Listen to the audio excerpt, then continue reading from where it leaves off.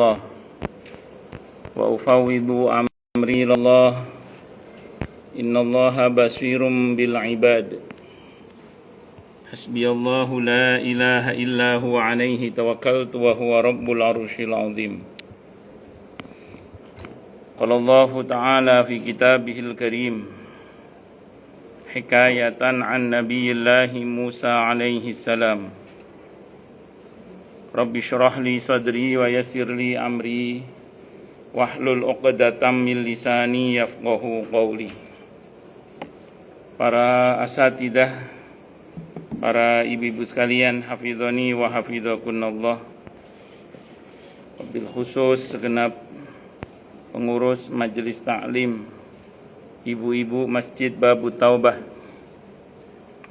yang semoga pengurusnya dan jamaahnya selalu dalam naungan rahmat, barokah, perlindungan serta bimbingan Allah Subhanahu wa ta'ala. Amin, Allahumma amin, insyaallah. Dan tentu saya doakan semoga kemuliaan ibu-ibu sekalian selalu dijaga dan ditingkatkan terus oleh Allah Subhanahu wa ta'ala sebagai seorang muslimah, sebagai seorang istri, sebagai seorang ibu, dunia hingga syurga. Amin, Allahumma amin, insyaallah. Allahumma inna nas'aluka ilman nafi'a wa rizqan thayyiba wa amalan mutaqabbala wa fatahallahu lana futuhal arifin. Allahumma inna na'udzubika min ilmin la yanfa' wa amalin la yurfa' wa qalbin la yakhsha' wa du'a la yusma'. Allahumma ati anfusana taqwaha wa zakkiha anta khairu man zakkaha anta waliyuha wa maulaha. Amin, Allahumma amin, insyaallah.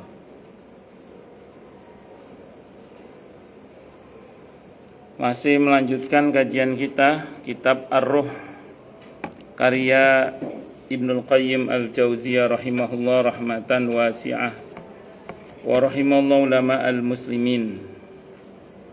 Qala al-muallif rahimahullahu ta'ala wa nafa'ana bihi wa bi'ulumihi fid dharain amin. Bismillahirrahmanirrahim. Sementara Yahya ibn Zakaria alaihi wassalatu wassalam, bukan, saya kira Nabi Yahya ternyata tokoh, maaf saya salah. Halaman 262, betul nggih? Ini maaf, ternyata bukan nama Nabi yang dimaksud ini. Sementara Yahya ibn Zakaria, kan Nabi Yahya putranya Nabi Zakaria, ternyata ini ulama.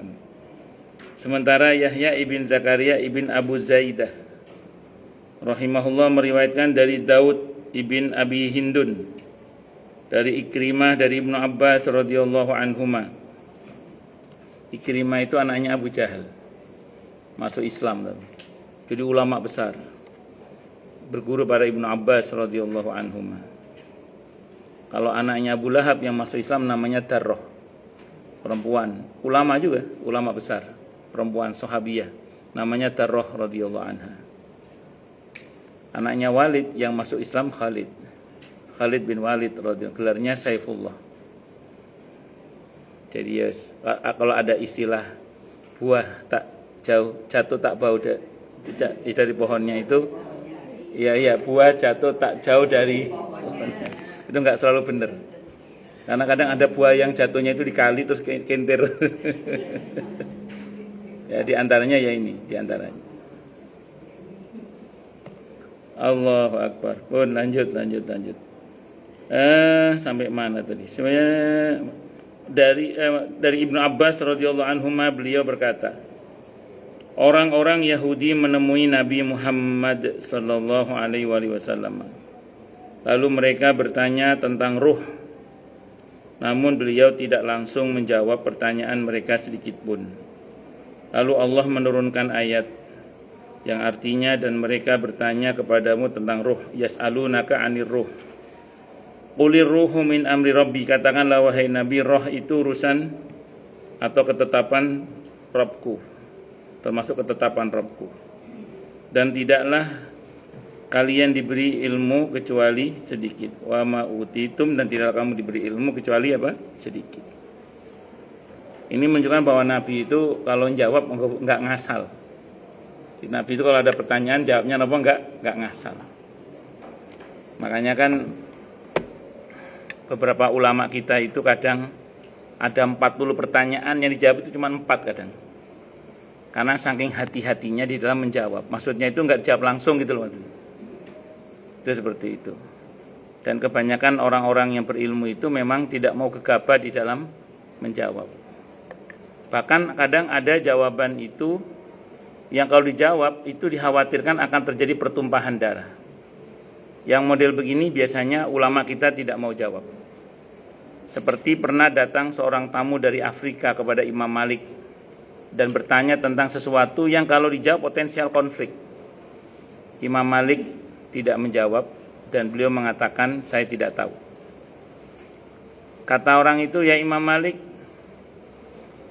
saya ini membawa amanah pertanyaan dari kaum saya untuk ditanyakan kepada panjenengan, kok panjenengan jawabannya tidak tahu. Terus saya ngomong apa ke kaum saya? Kata Imam Malik, sampaikan kepada kaummu Imam Malik tidak tahu, supaya kaummu juga tahu bahwa Imam Malik ada nggak tahunya. Padahal itu ulama besar, mufti, nggak gengsi ngomong nggak tahu itu. Allahu Akbar. Ya tentu untuk pertanyaan-pertanyaan yang sifatnya memang jelas tentu gampang jawabannya. Tapi ada beberapa pertanyaan itu yang kadang ya mesti dipikir dulu. Nah ini perkara gaib yang ditanyakan Nabi nggak berani jawab. Karena Nabi itu memang wama yantiqu anil hawa in huwa illa wahyu yuha. Nabi itu tidak berbicara kecuali berdasarkan wahyu yang diwahyukan kepada beliau. Maka ketika kemudian wahyu turun baru beliau jawab. Karena ini perkara agama. Agama. Perkara agama ini nggak boleh sembarangan. Karena Nabi itu harus betul-betul bicara menurut maunya yang punya agama. Siapa yang punya agama ini? Allah. Makanya agama ini nggak boleh dipahami sembarangan karena memang agama ini milik Allah, harus dipahami menurut maunya Allah. Dan yang paling ngerti Allah itu ya para nabi dan rasul. Dan yang paling ngerti para nabi dan rasul adalah para sahabat. Terus begitu. Makanya dalam belajar agama itu kalau kata Abdullah bin Mubarak harus bersanad. Harus nyambung ilmunya sampai ke Rasulullah Muhammad sallallahu alaihi wasallam. Bukan tidak boleh nanya sama AI, bukan tidak boleh nanya sama Google, bukan tidak boleh nanya sama ya itu GPT, silakan aja monggo. Tapi harus tetap mulazamah, duduk di majelis ilmu supaya ilmunya nyambung sampai ke Rasulullah Muhammad sallallahu alaihi wasallam. Allahu Akbar. Karena agama ini harus dipahami sesuai dengan maunya Allah. Dan yang paling mengerti Allah itu adalah para nabi dan rasul. Dan yang paling mengerti para nabi dan rasul adalah para sahabat-sahabatnya. Makanya urutan tafsir bil maksur, tafsir yang berbasis kepada wahyu itu biasanya ayat ditafsirkan dengan ayat, ayat ditafsirkan dengan hadis, ayat ditafsirkan dengan perkataan para sahabat. Biasanya begitu. Itu namanya tafsir bil maksur. Walaupun ada tafsir bil ra'yi nanti pakai pendekatan bahasa biasanya. Tapi tetap dikaitkan dengan konteks ayat atau hadis yang dimaksud. Lanjut. Ini menunjukkan bahwa hadis as-suddi atau as-saddi adalah dhaif, lemah. Karena pertanyaan itu berlangsung di Mekah. Hadis ini dan hadis ilmu Ibnu Mas'ud radhiyallahu an sudah jelas bahwa pertanyaan berlangsung di Madinah, yang ditanyakan secara langsung oleh orang-orang Yahudi. Sekiranya pertanyaan itu pernah disampaikan di Mekah, begitu pula jawaban dari beliau, tentunya beliau tidak diam dan langsung menyampaikan jawabannya. Karena sebelumnya beliau sudah tahu dan sudah ada ayat yang turun kepada beliau. Memang kemarin sudah kita bahas ada 2 riwayat ya. Riwayat yang pertama itu kan ketika orang-orang Madinah hendak haji saat itu, sudah santer berita sampai ke Madinah bahwa ada nabi baru. Nah, orang-orang Yahudi itu titip pesan ke orang-orang Madinah yang mau haji itu. Nanti kamu kalau ketemu sama yang katanya nabi itu, kira-kira gitulah bahasa sengaknya itu gitu. Nanti sampaikan ke nabi yang katanya nabi itu. Tanyakan 1 tentang ruh, tanyakan tentang kiamat, tentang ashabul kahfi. 3 itu tanyakan. Apa terusannya? Kalau dia bisa jawab, dia bukan nabi. Itu orang Yahudi itu gitu. Kalau dia bisa jawab berarti bukan nabi dia. Nyuruh tanya tapi ngomongnya kalau dia bisa jawab berarti bukan nabi. Tanyakan nanti itu. Ya Pak, akhirnya jamaah haji dari Madinah nanya kan. Ya Rasulullah, bagaimana tentang ruh, bagaimana tentang Ashabul Kahfi, bagaimana tentang kiamat. Ya Nabi nggak tahu semua, memang Nabi itu tidak diberitahu oleh Allah. Dan itu memang tanda-tanda kenabian. Jadi mereka nanya tentang kiamat, kan Allah tegas mengatakan tidak ada yang tahu ilmunya kecuali Allah. Dan bahkan Nabi pun tidak diberitahu kapan kiamat itu pastinya. Tapi tanda-tandanya diberitahukan. Itu menunjukkan bahwa kapan kiamat gak penting, yang penting persiapan menghadapi kiamat. Pun. Tentang Ashabul Kahfi sampai sekarang tidak Allah jawab di Al-Qur'an kan? Dan memang itu teka-teki dan Allah tidak menjawab berapa pastinya jumlah Ashabul Kahfi itu. Tahu kenapa? Karena berapa jumlah Ashabul Kahfi gak penting berarti. Kan Allah gak ngasih tahu berarti gak penting. Yang penting spirit perjuangan Ashabul Kahfi. Nah, kemudian terakhir tentang ruh tadi. Kita tidak diberitahu banyak tentang ruh kecuali sedikit. Menunjukkan bahwa tentang hakikat ruh itu urusan Allah.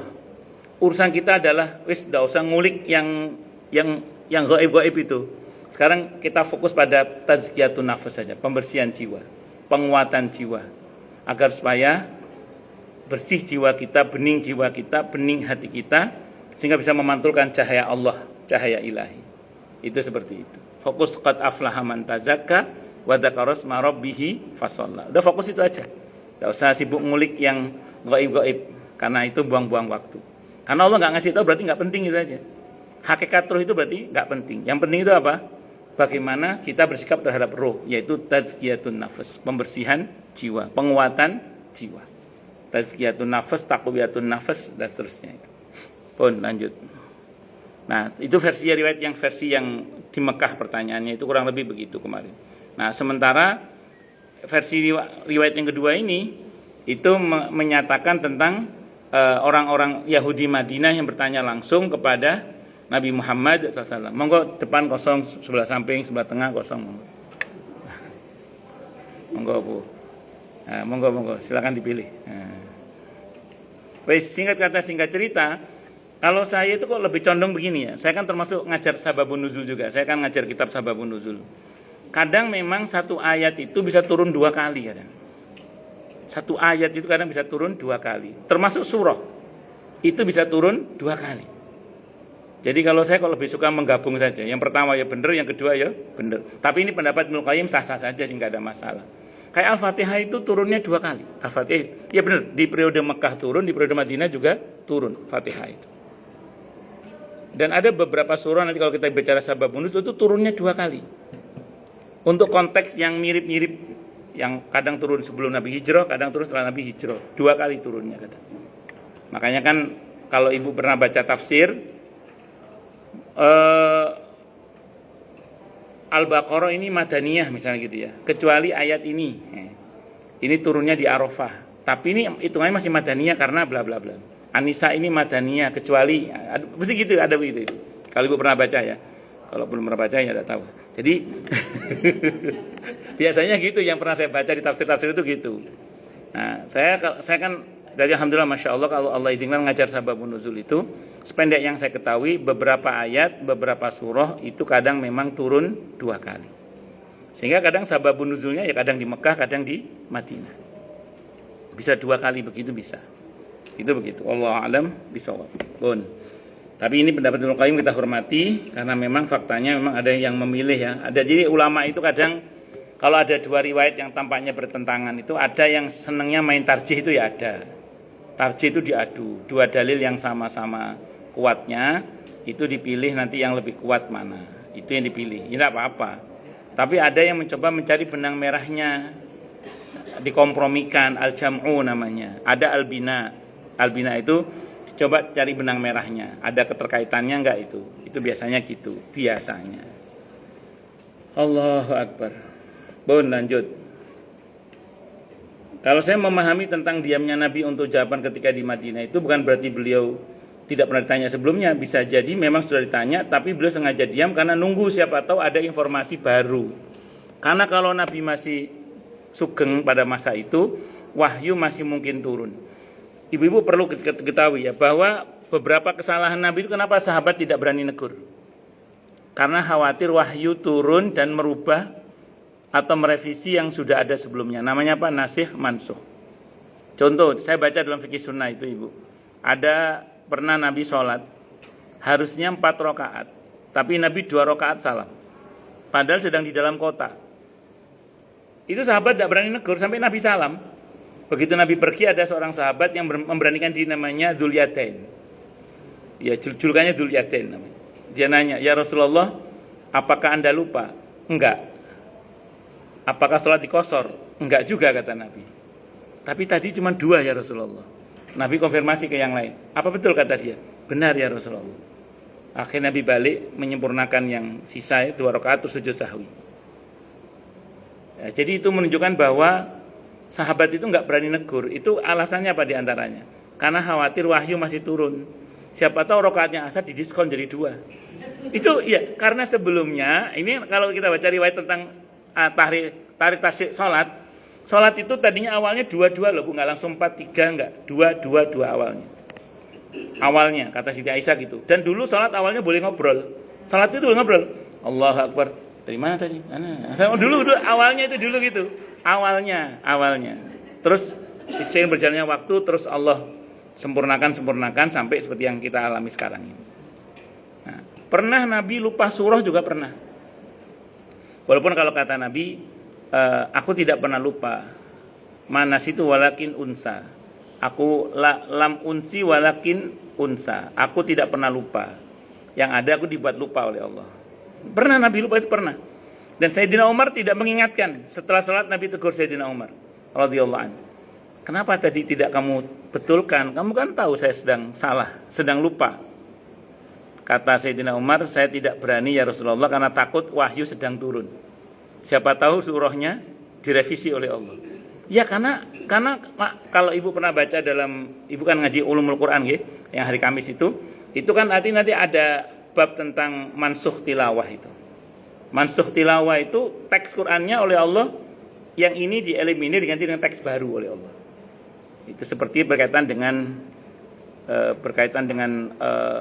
wanita berzina, laki-laki berzina dan seterusnya itu. Itu kan sebelumnya ada ayat yang cukup panjang yang mansukh tilawah itu tidak tercatat di dalam mushaf yang 30 juz itu. Tapi itu ada namanya mansukh tilawah. Ada mansukh yang tidak tilawah, mansukh biasa, ada mansukh tilawah. Itu ya. Nanti kalau yang belum nyampe ya nanti ada di bab itu di Ulumul Quran bab tentang mansukh tilawah itu ada insyaallah. Ketemu nanti bab itu. Nah, itu seperti itu. Makanya sahabat tidak berani negur, khawatirnya masih. Tapi begitu Nabi sampun menghadap kepada Allah, sahabat sudah berani memastikan bahwa Al-Quran sudah cukup karena wahyu sudah terputus. Seiring dengan menghadapnya Nabi kita Muhammad SAW kepada Allah, berarti wahyu sudah selesai, sudah final. Makanya para sahabat tidak lagi khawatir untuk melaksanakan sholat tarawih tiap malam. Itu karena sudah final hukumnya tarawih tiap malam itu sunnah. Kalau dulu Nabi tidak berani melakukan tiap malam karena apa kata beliau? Saya khawatir ini dianggap wajib. Itu seperti itu. Bisa dimengerti ya? Nah, itu diantaranya hikmatut tasyriknya itu begitu diantaranya. Nanti bagus juga kalau belajar namanya tarikh tasyrik ya, sejarah pensyariatan satu syariat dalam agama ini kadang ada tahapan-tahapannya. Namanya tarikh tasyrik, sejarah tentang pensyariatan dalam beberapa ketentuan syariat dalam agama ini yang bertahap biasanya. Pun lanjut.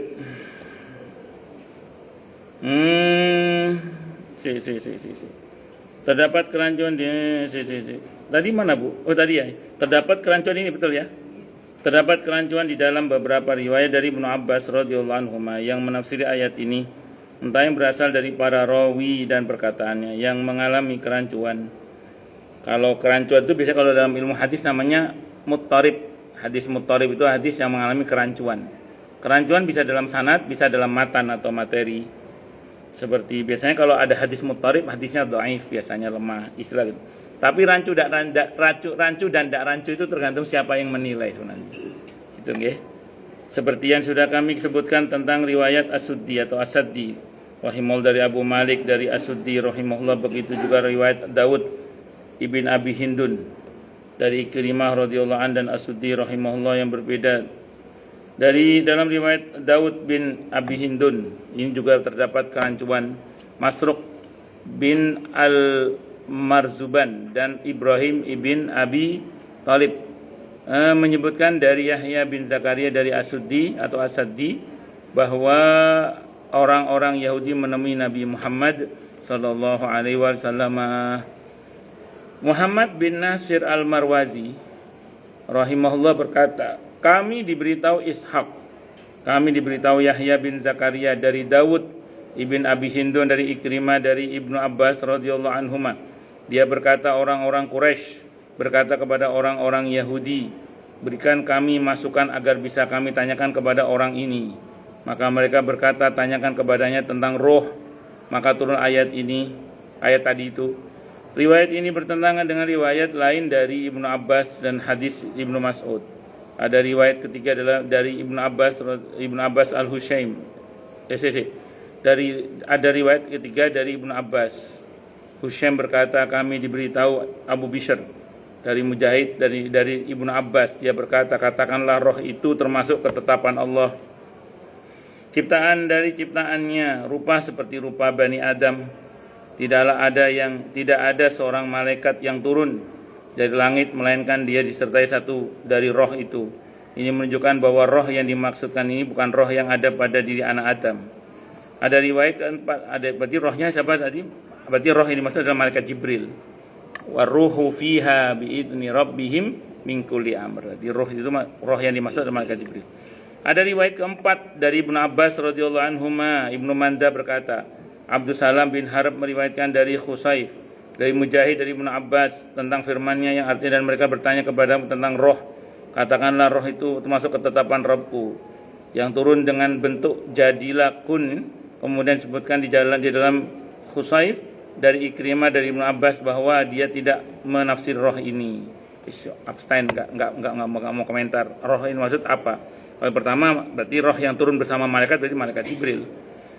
Ada riwayat kalimat dari Ibnu Abbas yang diriwayatkan Juwaibir dari Ad-Dhahhak dari Ibnu Abbas radhiyallahu anhu bahwa ada beberapa orang Yahudi bertanya kepada Nabi Muhammad sallallahu alaihi wasallam tentang roh. Maka beliau menjawab, Allah berfirman, yang artinya katakanlah roh itu termasuk ketetapan Rabbku. Artinya roh itu salah satu dari makhlukku dan tidaklah kalian diberi pengetahuan melainkan sedikit. Artinya sekiranya kalian ditanya tentang penciptaan diri kalian, tempat masuknya makanan dan minuman serta tempat keluarnya, tentu kalian tidak sanggup menggambarkannya. Karena menceritakan tentang manusia secara utuh itu tidak mudah. Bahkan ilmu tentang manusia terus berkembang. Ya, ilmu kedokteran itu kan tidak menyederhana, semakin merumit kan. Wong dulu misalnya jurusan penyakit dalam. Nanti penyakit dalam itu si ono maning macam-macam sih. Nanti bidang tertentu itu si ono maning, mbok itu manusia itu rumit sekali manusia itu. Itu baru raganya loh. Belum psikisnya, belum kejiwaannya. Teori psikis itu saya kalau dengerin ceramahnya psikolog itu mbok mumet aku. Jadi alhamdulillah nggak sampai ke psikolog.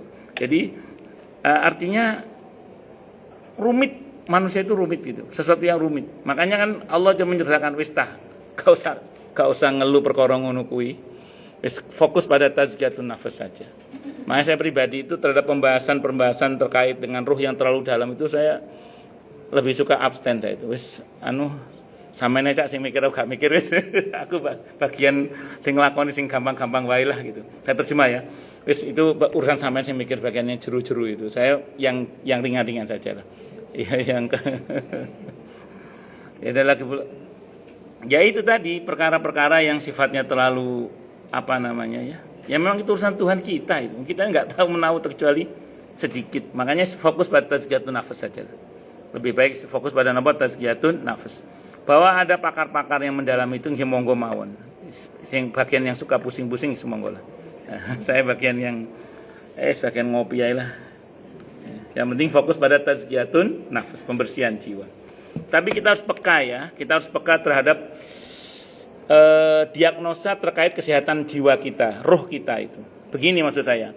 Non sewu nggih, kalau penyakit fisik itu kan seringkali yang tahu terlebih dahulu itu kan yang punya badan. Saya enggak tahu Bu Erna sakit apa enggak kecuali beliau cerita sama saya. Ya Ustaz lagi pegel-pegel nih. Oh, berarti Bu Erna lagi pegel. Yang tahu ya Bu Erna dulu. Nah, jadi saya enggak tahu Bu Reni sakit apa tidak kecuali Bu Reni mengatakan, "Ya Pak Ustaz lagi agak-agak meriang ini." Oh, berarti beliau agak meriang. Artinya saya baru tahu setelah beliau cerita. Tapi kalau penyakit hati itu seringkali yang tahu terlebih dahulu itu orang lain. Kok tumben kamu sekarang ngomongnya tinggi banget misalnya gitu. Tinggi, hati-hati loh, dulu ngomong kayak kok kesampul pesawat lo lampimu. Artinya itu orang baru tahu itu setelah orang ngomong. Astagfirullah. Nah, terus kok tumben ngomong kayak gitu, astagfirullah ya kok. Nah, itu jadi kita baru tersadar setelah orang lain ngomong, ngingetin. Nah, ya alhamdulillah kalau yang diingetin mau ya. Alhamdulillah kalau yang diingetin apa? Mau. Yang repot kan dari problem dari penyakit hati itu apa coba? Salah, enggak ngerasa salah, celakanya merasa benar. Itu yang repot itu. Kalau bahasa Al-Qur'annya wa idza qila lahum la tufsidu fil ardi qalu innama nahnu muslihun. Ala innahum humul mufsiduna walakin la yash'urun. Kalau diingetin jangan berbuat kerusakan, enggak kok kita berbuat perbaikan. Kata Allah, ketahuilah mereka adalah orang yang berbuat kerusakan karena mereka tapi mereka tidak merasa itu. Jadi salah enggak ngerasa salah, celakanya merasa benar. Kata Atta Hasan Al-Basri rahimahullah, orang seperti ini iblis gak sewenang banget ya. Kenapa gak sewenang? Karena orang seperti ini sulit pakai dal, diharapkan tobatnya kepada Allah. Gimana mau tobat? Salah, enggak ngerasa salah, celakanya merasa benar. Nauzubillahi minasyaitonir rajim. Nah, ini yang saya bilang tadi, monggo kita tanpa harus ditegur oleh orang lain kalau bisa punya kepekaan terkait dengan penyakit hati kita. Kalau ini jenengan boleh setuju boleh tidak. Kalau saya pribadi nggih, misalnya istri nyeletuk apa gitu misalnya, atau anak nyeletuk apa, kok tersinggung sekali saya itu. Padahal perkara sepele, kok saya tersinggung sekali. Berarti ada ego yang keluar kan. Itu saya langsung men-screening diri saya. Apa yang salah dari saya? Apa yang kurang dari saya? Kok sampai terjadi masalah seperti ini pada diri saya? Berarti ada yang salah dari kemarin-kemarin. Oh mungkin saya kurang baca Al-Qur'annya, tadaburnya kurang mungkin, sholat malam saya mungkin kurang. Buktinya disentil dikit oleh omongan seseorang atau istri atau anak, omongan sih nggak menjaji itu loh. Kok tersinggung itu loh? Berarti kan ada yang bengkak ini, ada yang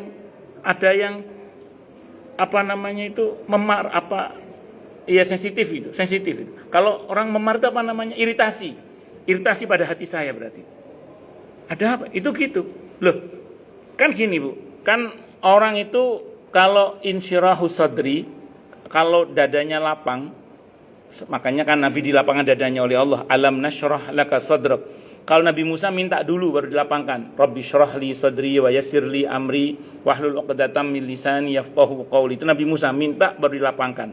Kalau Nabi belum minta sudah dilapangkan dulu. Alam nasyrah laka sadrak wa wada'na 'anka wizrak alladzi anqadha dhahrak.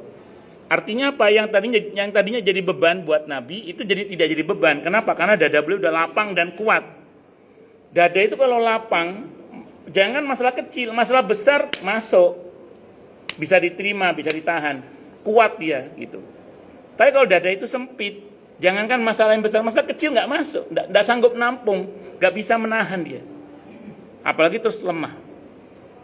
Makanya kalau dengan omongan nyelekit dikit aja sudah emosinya nggak ukuran, itu atau disikapi dengan sikap yang kurang bagus dikit aja, kayak metu tanduknya gini sudah, sampai keluar taringnya. Itu berarti pertanyaannya, berarti ada yang salah dalam hati-hati kita yang tidak sepatutnya kita berbuat begitu. Bahwa ketika ada orang berbuat yang tidak baik kepada kita bereaksi itu wajar, tapi kalau reaksinya enggak sehat kan berarti ada masalah di sini gitu loh. Masa ngonoan, masa gitu aja. Anak kecil digosipin sama pembantu rumah tangga sebelah kok marah, kan turun derajat namanya itu. Misalnya nggak level. Nah, itu patut. Jangan-jangan dada saya sudah cukup sempit sekarang ini. Jangan dada saya sudah sangat sempit. Kok nggak bisa menerima, sulit menerima. Jangan-jangan Jangan-jangan ini ada memar iritasi dalam hati saya sehingga kesenggol dikit aja sudah perihnya luar biasa. Jangan-jangan. Itu perlu kita perbaiki berarti itu. Oh, mungkin nutrisi Qur'annya kurang, tadaburnya kurang, mungkin sujudnya juga kurang, mungkin sedekahnya juga kurang, mungkin zikirnya juga kurang. Monggo disehatkan itu. Ngerti ngoten monggo. Karena bisa jadi kondisi seperti itu ada bagian hati yang perlu diopname, bisa jadi. Bisa dimengerti nggih? Nah, itu ngoten niku. Nah, itu kita latih lah, punya kepekaan-kepekaan itu, jangan sampai kita nggak peka sampai ya tadi nunggu diingetin orang baru tersadar. Alhamdulillah masih mau sadar. Yang repot kalau nggak mau sadar. Ngoten nggih? Nah, itu kita semua belajar. Ini yang ngomong juga masih belajar, sama aja. Kita semua belajar. Bon, lanjut. Ada beberapa mana Bu? Oh, di bawah ini, bawah ya. Ada beberapa versi nas, betul itu ya? Ada beberapa versi roh, ada beberapa versi roh yang disebut di dalam Al-Qur'an. Itu betul Bu ya? Yang pertama berarti wahyu seperti firman Allah di surah Asy-Syura ayat 52 yang artinya, dan demikianlah kami wahyukan kepadamu wahyu dengan perintah kami. Ya, jadi yang dimaksud dengan roh ditafsirkan dengan wahyu karena dikaitkan dengan ayat ini. Kemudian di surah Al-Mu'min ayat 15 yang artinya yang menyampaikan wahyu dengan perintahnya kepada siapa yang dikehendakinya di antara hamba-hambanya. Ini dikaitkan dengan tafsir roh adalah wahyu, dikaitkan dengan ayat-ayat tersebut. Wahyu disebut roh karena ia mendatangkan kehidupan bagi hati dan roh. Jadi wahyu dianggap sebagai roh karena dia mendatangkan kehidupan bagi hati dan ruhani manusia. Yang kedua berarti kekuatan. Maka kalau ingin hatinya hidup, maka banyak-banyak membaca Al-Qur'an. Tidak hanya membaca, juga ditadabburi. Al-Qur'an dibaca saja sudah bagus. Gak usah dibaca, dilihat tok tulisannya tapi ya. Dilihat itu sudah bagus. Apalagi dibaca. Bacanya megap-megap aja bagus. Apalagi bacanya bagus. Ya, kan kata Nabi terbata-bata saja pahalanya berapa Bu? 2. Batu itu itu. Oh, lanjut. Jadi tidak ada jeleknya Al-Qur'an itu. Berarti kekuatan, apalagi sambil tadabbur. Yang kedua berarti kekuatan, keteguhan hati dan pertolongan yang diberikan Allah kepada hamba-hambanya yang mukmin, yang dikehendakinya sebagaimana firman Allah di surah Al-Mujadilah ayat 22. Mereka itulah orang-orang yang Allah telah menanamkan keimanan dalam hati mereka dan menguatkan mereka dengan pertolongan yang datang darinya. Jadi ruh dimaknai dengan kekuatan, keteguhan hati, pertolongan yang diberikan Allah kepada hamba-hambanya. Kemudian berarti Jibril, ruh berarti Jibril sebagaimana firman Allah di surah Asy-Syu'ara ayat 192. Yang artinya dia dibawa turun oleh Ar-Ruhul Amin, yaitu malaikat Jibril. Terus di An-Nahl ayat 102 katakanlah Ruh Kudus atau Ruhul Kudus atau Jibril menurunkan Al-Quran itu dari Rabbmu dengan benar. An-Nahl ayat 102. Yang keempat, roh yang ditanyakan orang-orang Yahudi kepada Rasulullah sallallahu alaihi wasallam yang kemudian dijawab bahwa roh itu adalah ketetapan Allah. Ada yang berpendapat bahwa maksudnya adalah roh yang disebut di dalam ayat pada hari ketika roh dan para malaikat berdiri bersaf-saf. An-Naba ayat 38. Yang kelima, Al-Masih ibn Maryam alaihi salam sebagaimana firman-Nya di surah An-Nisa ayat 171. Sesungguhnya Al-Masih Isa putra Maryam adalah utusan Allah dan yang diciptakan dengan kalimat-Nya yang disampaikannya kepada Maryam dan dengan tiupan ruh darinya. Ruh dari Allah, maksudnya bukan ruhnya Allah tapi ruh ciptaannya Allah yang dari Allah semuanya itu.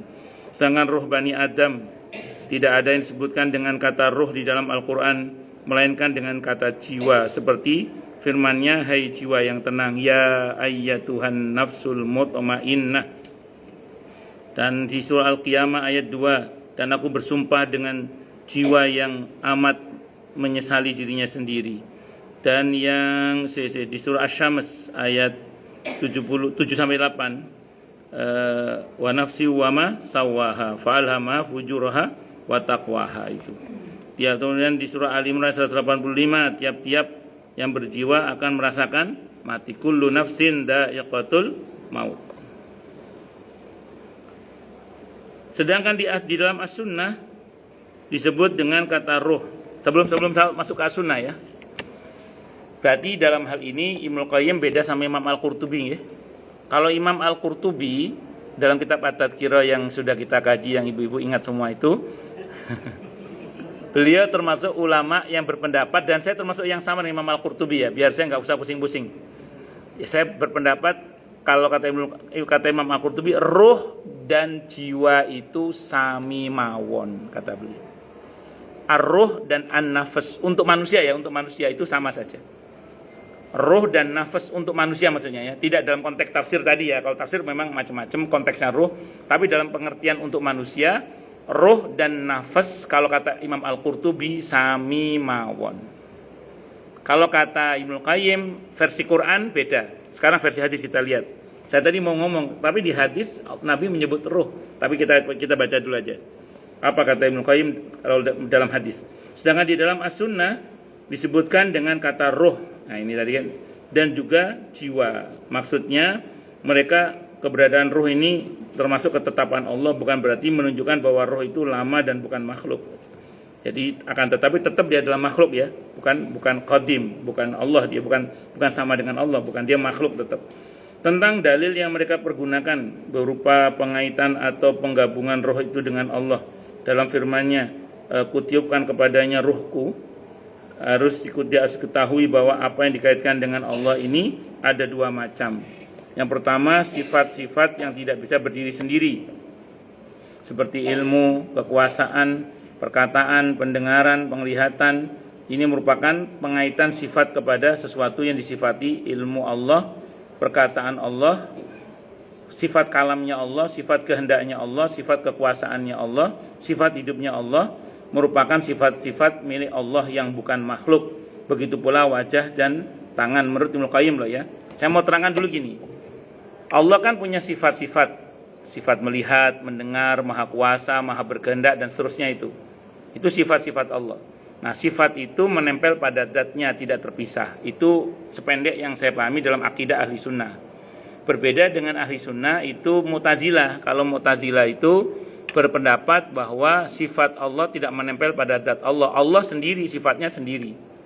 Jadi mereka tidak meyakini sifat itu menempel pada zat Allah. Nah, tapi Ahlus Sunnah memahami enggak, ya sifat Allah itu ya Allah itu sendiri, makanya disebut dengan istilah Al-Asmaul Husna.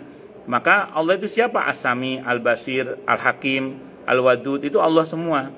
Cuman memang begini, di sekian banyak nama-nama Allah itu ada Ismullahil A'zam, nama Allah yang paling agung. Ibu kalau sebut nama Allah, Allah itu siapa? Allah itu ya Ar-Rahman, Ar-Rahim, Al-Malik, Al-Quddus, As-Salam sampai As-Sabur kalau yang versi 99 ya. Karena yang paling banyak Ibnu Arabi dalam Tafsirul Katsir menyebut Al-Asmaul Husna ada 1000. Untungnya untuk dalam hadis Sahih Bukhari untuk masuk surga cukup hafal 99. Untungnya itu. Kalau 1000 nggak 99 jangan nggak hafal. Pun lanjut. Itu semua sifat nama-nama Allah yang menempel pada zat Allah, tidak terpisah dengan Allah. Jadi siapa Allah itu? Allah itu Ar-Rahman, Ar-Rahim, Al-Malik, Al-Quddus dan seterusnya. Tapi nanti ada beberapa sifat Allah yang nggak bisa otomatis kita katakan sifat yang lainnya. Contoh gini misalnya, Allahul Jabbar, Allahul Qahar misalnya. Ar-Rauf, Ar-Rahman, Ar-Rahim nggak masuk di situ. Karena Al-Qahar kan yang maha memaksa, yang maha menundukkan. Ar-Rahman, Ar-Rahim nggak masuk. Makanya tidak termasuk Ismullahil A'zam. Tapi itu sifat Allah. Satu kesatuan yang tidak bisa dipisahkan gitu loh. Dan memang Allah itu zat yang maha tunggal, tapi tunggalnya Allah tidak sama dengan tunggalnya makhluk ya. Yang terjadi beberapa unsur tidak. Allah itu esa, tunggal, dan tunggal itu bukan satu sebenarnya, tapi tunggal itu ya tunggal gitu aja, nggak ada samanya, nggak ada duanya gitu. Kalau satu kan ada dua, kalau tunggal itu nggak ada duanya. Makanya Allah itu walam yakul lahu kufuwan ahad. Allah itu tidak ada samanya dengan sesuatu pun, laisa kamitslihi syai'un. Nah, jangan pernah menyamakan selain Allah dengan Allah, dan jangan pernah menyamakan Allah dengan selainnya, karena Allah tidak sama dengan selainnya, karena tidak ada yang setara dengan Allah, tidak ada yang sama dengan Allah. Bisa dimengerti ya? Nah, itu sifat-sifat Allah nempel pada zatnya. Itu yang dipahami Ahlus Sunnah, sependek yang saya pahami ya. Yang kedua, pengaitan benda-benda yang terpisah darinya, seperti rumah, kayak ada Baitullah, rumah Allah. Itu maksudnya rumah yang diakui sebagai rumahnya Allah, itu tetap itu makhluk ciptaan Allah. Jangankan rumah, arsy saja itu makhluk, arsy itu. Jadi arsy itu makhluk, dia bukan khalik. Itu seperti itu. Nah, nanti ada istilah semua rumah milik Allah, termasuk rumah kita. Cuman yang disebut Baitullah hanya masjid. Yang disebut sebagai Baitullah hanya masjid. Itu seperti itu. Apakah terus masjid itu berarti bukan makhluk? Enggak, masjid tetap makhluk. Akan tetapi dia adalah diakui sebagai rumah milik Allah. Nah, sama dengan nanti Al-Quran. Kalau Al-Quran kalamullah, itu nempel pada zatnya, tidak terpisah. Tapi mushaf Al-Quran itu makhluk, mushafnya ya. Tapi kalau Al-Qurannya, kalamullahnya itu bagian dari zat Allah. Artinya itu nempel pada zat Allah, tidak terpisah dari Allah. Kalamullah itu qadim.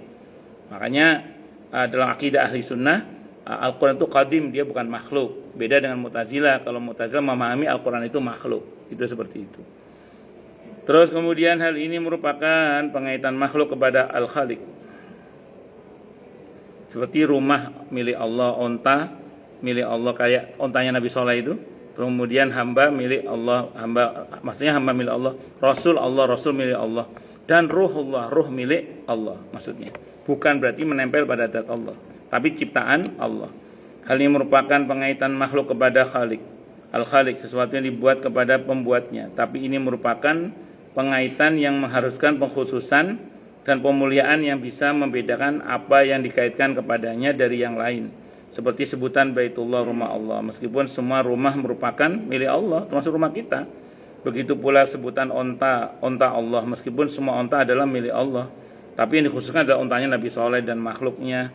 Pengaitan kepada uluhiyah Allah ini mengharuskan adanya kecintaan, pengagungan, dan pemuliaannya.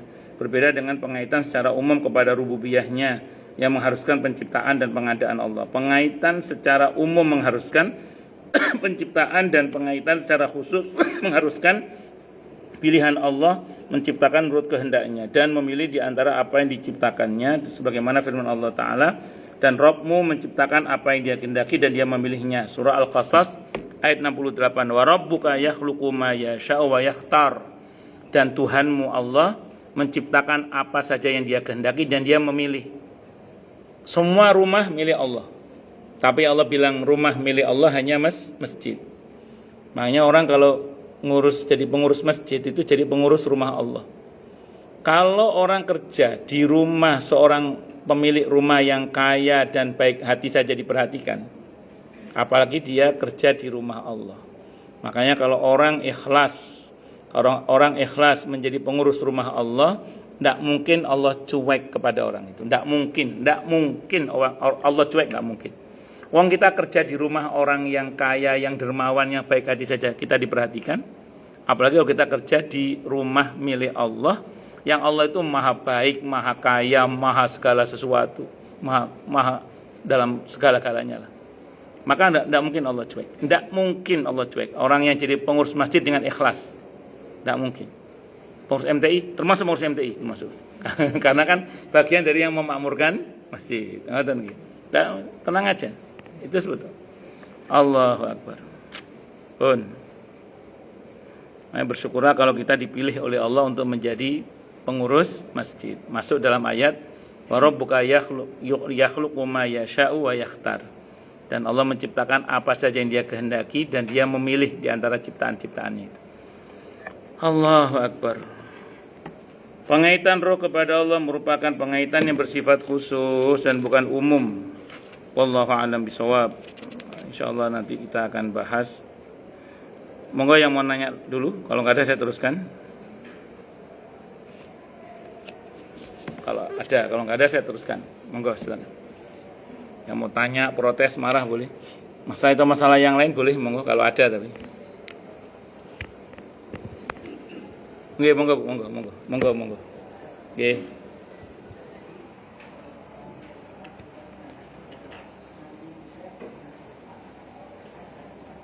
Betul, pernah, betul. Nggak sering ya, kalau kita kan sering.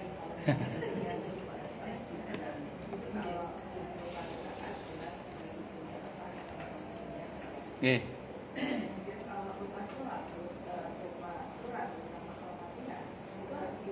Bagus. Jadi gini Bu, lupa itu ada yang solusinya sujud sahwi, ada yang lupa itu solusinya adalah menambah rakaat karena dianggap tidak dilakukan. Tadi menarik pertanyaan Ibu berkaitan dengan lupa tidak membaca suratul Fatihah. Ada sebuah hadis yang sahih yang menyebutkan la sholata liman lam yaqra bi Fatihatil kitab. Tidak sah salat yang tidak membaca Fatihah. Berarti kalau ibu di dalam salat itu tidak membaca suratul Fatihah, berarti ibu dianggap satu rakaat itu hilang berarti. Misalnya ibu lupanya di rakaat kedua. Berarti rakaat kedua itu dianggap hilang. Berarti ibu begitu masuk rakaat ketiga dihitungnya masih 2 berarti. Berarti nanti 5 rakaat dong. Iya 5 rakaat. Karena yang pertama nggak dihitung. Begitu salam atau sebelum salam ibu sujud sahwi. Kalau ibu bingung salam dulu aja. Sujud sahwi itu bisa setelah salam, bisa sebelum salam. Tadi yang hadis tentang Dzulyaden itu Nabi salam dulu baru sujud sahwi beliau. Itu sujud sahwi dulu, salam dulu baru sujud sahwi. Kalau kan ada orang bingung sujud sahwi takutnya batas salatnya. Udah salam dulu aja, salam dulu, sujud sahwinya setelah salam enggak apa-apa. Nabi pernah mengerjakan sujud sahwi sebelum salam, pernah mengerjakan sujud sahwi sesudah salam. Yang tadi Dzulyaden itu Nabi salam dulu baru sujud sahwi. Itu aukamakal. Jadi singkat kata singkat cerita, ibu kehilangan 1 rakaat. Kalau ibu ragu-ragu misalnya, tapi ibu masih berdiri, ibu udah baca surah setelah Al-Fatihah itu baca surah lain, udah baca surah. Tapi tiba-tiba ibu gini, tadi Fatihah belum apa sudah ya? Ragu kan? Tapi masih berdiri, belum ruku. Maka ini kaidahnya ya Bu ya. Al-aslu al-adam, al-aslu lam yuf'al, itu kaidahnya. Hukum asalnya belum dikerjakan. Jadi kalau ibu ragu tadi baca Fatihah atau tidak, berarti ibu dianggap belum baca. Maka ibu ulangi baca Fatihah. Walaupun ibu udah baca surah, tidak apa-apa. Baca Fatihah lagi terus surah lagi, tidak apa-apa. Loh, boleh Ustaz rukun diulang 2 kali. Rukun qauli boleh dalam fikih diulang, tidak apa-apa. Rukun qauli diulang, tidak apa-apa. Rukun qauli. Gitu nggih. Wallahu a'lam bishawab. Dan tidak perlu sujud sahwi karena ibu masih ingat saat berdiri gitu. Wallahu a'lam bishawab. Monggo yang lain silakan kalau ada.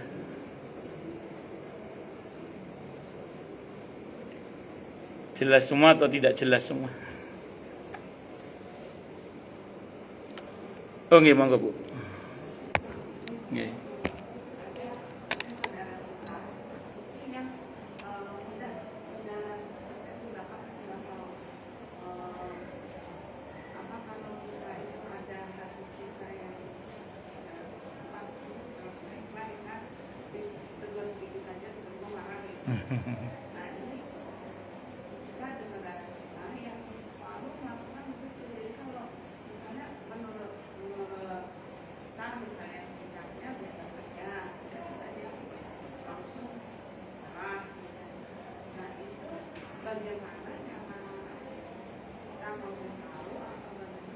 Bagus. Untuk tipe orang yang kalau kita ingatkan dia marah, saran saya pertama didoakan nggih. Hadahullah, semoga Allah berikan kepadanya hidayah, atau hadani Allah wa iyyahu fiddin. Ya Allah berikanlah untuk hamba dan dia agama hidayah dalam agama ini. Jadi kita mohon pada Allah semoga dia diberikan hidayah untuk kita dan dia juga. Pakai bahasa Indonesia boleh tidak apa-apa. Satu didoakan dulu Bu ya, didoakan dulu. Yang kedua, kalau ibu memang masih ingin menegur yang bersangkutan karena ibu sayang sama dia atau kasihan sama dia, saran saya jangan menggunakan kata-kata yang sifatnya mendoktrin, tapi gunakan pilihan kata yang sifatnya itu tanya, istifham. Bu, di Al-Quran itu ada banyak pertanyaan di Al-Quran itu. Sebenarnya jawaban-jawaban dalam pertanyaan-pertanyaan dalam Al-Quran itu sebenarnya tidak untuk dijawab. itu sebenarnya yang disasar dengan pertanyaan itu adalah orang-orang yang kalau dinasihati dia tidak menggubris, tapi kalau ditanya dia mikir. Jadi ada model orang itu gini, Bu. Begitu kita mau menasihati kamu, jangan, kamu harus, begitu kita ngomong gitu, langsung ada benteng ini. Set. Dia sudah nolak duluan. Tapi ada yang bisa menembus benteng itu. Apa? Pertanyaan. Jadi kita tidak mendoktrin dia, tapi kita katakan gini, mau berapa lama kamu begini? Mau begini terus? Apa kamu kira kamu tidak akan mati? Gak takut siksa neraka? Tanya aja. Itu walaupun dia tampaknya cuek, sependek yang saya ketahui di antara cara kerja otak itu, kalau ada pertanyaan dia akan berusaha menjawab. Saya ulang ya, di antara cara kerja otak itu sependek yang saya ketahui tapi ya, itu di antaranya kalau dia ditanya dia akan berusaha menjawab. Kan otak kita itu berisik gitu loh. Jangan mikir pisang, langsung keluar pisang kan? Makanya nggak usah didoktrin, karena dia nanti akan menolak, tapi ditanya saja. Kalau dia ditanya, dia akan berusaha menjawab. Nah, mungkin saat kita tanya dia kayak cuek, tapi pertanyaan itu terlanjur masuk, sehingga akan ada masa di mana ketika dia sendiri misalnya tiba-tiba pertanyaan itu mengemuka kembali, dan dia akan berpikir. Karena pertanyaannya berbasis akhirat, diharapkan dia berzikir. Nah, ketika dia berzikir dan berpikir itu, diharapkan terjadi tazkiyatun nafas, pembersihan jiwa. Qad aflaha man tazakka wa dzakara asma rabbih fasalla. Sehingga diharapkan dengan itu dia sadar, dia tobat. Diharapkan dengan itu. Tapi memang nggak bisa sakjek-saknya. Nggak bisa langsung tiba-tiba ujuk-ujuk menjaga klik bertunduk tiba-tiba nggak bisa. Harus berproses, harus sabar dengan tahapan. Bisa dipahami nggih, Bung? Jadi saran saya begitu. Makanya saya sering nun sewu nggih. Kalau maaf, misalnya di antara anak jenengan atau anak siapalah di rumah itu gak wandani wis. Kalau dinasihati galakan dia udah. Itu banyakin pertanyaan aja di pintu kamarnya dia itu. Mau berapa lama begini? Mau begini terus? Apa kamu kira kamu tidak akan tua? Apa kamu kira kamu tidak akan mati? Apa kamu kira tidak ada hisab nanti di akhirat? Tidak takut masuk neraka? Tidak takut dosa? Tidak takut akan balasan amal sebagai konsekuensi dari itu? Tanyakan aja. Itu seperti itu. Itu walaupun kelihatannya cuek, insya Allah lah akan ada masa di mana dia ada masa-masa sendiri manusia itu. Kesepian itu ada masa. Di situ biasanya kadang memori-memori pertanyaan-pertanyaan itu akan mengemuka dan itu akan berusaha dia jawab. Nah, kalau pertanyaannya berbasis akhirat, diharapkan tanpa dia sadari dia berzikir. Nah, dengan dia berzikir itu diharapkan dia itu terjadi tazkiyatun nafas tadi itu. Itulah metode Qur'ani untuk model orang-orang kafir yang tidak bisa dinasihati. Itu Quran menggunakan metode istifham. Itu seperti makanya ada beberapa orang kafir yang ketika Nabi sholat pas baca ayat yang istifham itu langsung dia masuk Islam ada. Karena dia pas dengerin itu dia mikir. Karena pertanyaan nadanya itu. Ketika ayat-ayat yang sifatnya khabariyah, pemberitahuan, banyak yang cuek. Begitu, apakah kamu tidak memperhatikan bagaimana, apakah kamu... Itu ternyata orang kafir yang dengar itu dia mikir. Akhirnya beberapa dengan izin Allah masuk Islam. Ngaten nggih? Wallahu a'lam bishawab. Nggih, monggo yang lain silakan kalau ada. Oh, sudah nggih. Cukup dulu nggih. Kita tutup dengan hamdalah. Alhamdulillahirabbil alamin. Semoga kajian kita bisa bermanfaat, mubarakah fid dini wa dunya wal akhirah untuk kita, keluarga kita dan seluruh umat Islam semuanya, dan mudah-mudahan kita semua dijadikan oleh Allah sebagai orang-orang yang sukses dunia akhirat, selamat dunia akhirat, bahagia dunia akhirat, dan dipermudah setiap urusan kita oleh Allah fid dini wa dunya wal akhirah. Semoga Allah limpahkan hidayah selalu untuk kita, semoga Allah tingkatkan selalu hidayah untuk kita, dan semoga Allah berikan hidayah untuk siapapun yang melihat kita. Subhanakallahumma bihamdika asyhadu an la ilaha illa anta astaghfiruka wa atubu ilaik. Sallallahu alaihi Muhammad wa ala alihi wa sahbihi wasallam. Saya mohon maaf. Assalamualaikum warahmatullahi wabarakatuh. Waalaikumsalam warahmatullahi wabarakatuh. Afwan Bu.